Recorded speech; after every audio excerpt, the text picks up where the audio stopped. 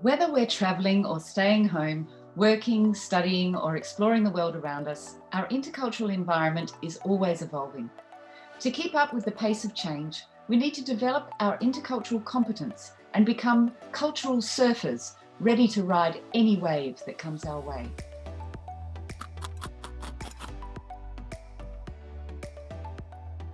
Essentially, any person who interacts with people from different backgrounds, regardless of location, is activating their intercultural competence. And of course, some people have higher levels and some people have lower levels of intercultural competence.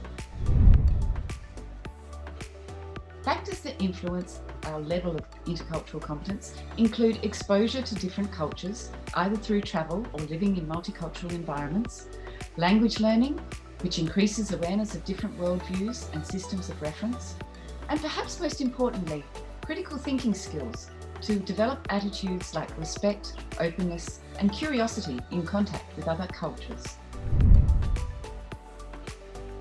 Like much social research, investigation of intercultural competence came from concerns about conflict and productivity in the workplace.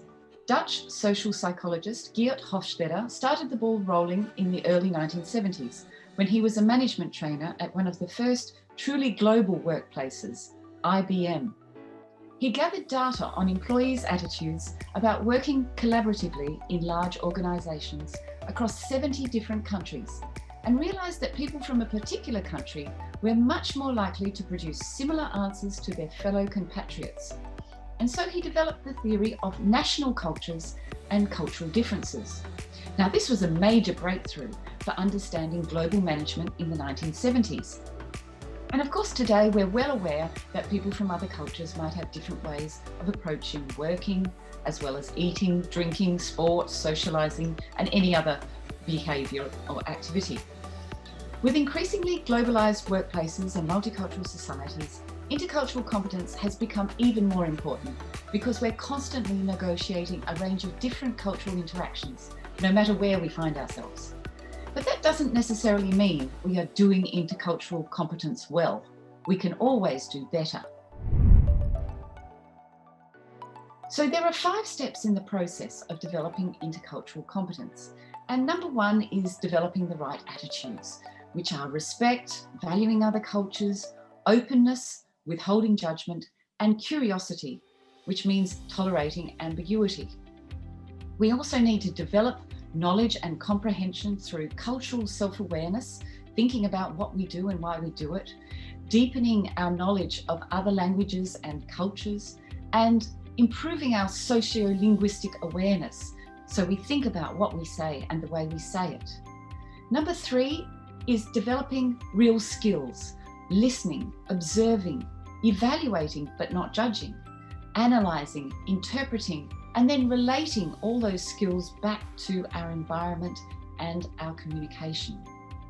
We need to develop an informed frame of reference, including adaptability, flexibility, and empathy. And finally, all of those 4 elements should assist in developing effective and appropriate communication and behaviour in intercultural situations. So in conclusion, I just want to talk about how important it is to develop intercultural competence in learning French, which is my area of research and teaching. French is probably one of the most common European languages learnt in schools in Australia, and there are many people who know how to speak a bit of French, which gives some insights into the language and the culture.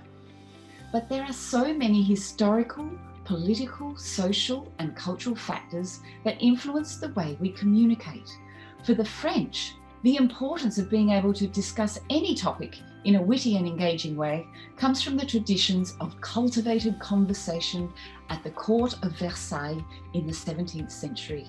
For centuries, the French have placed great significance on the fine art of conversation, which is why you'll never leave the cinema after seeing a movie with a French friend and go straight home. You always have to have a coffee and discuss the experience and the film that you've just shared.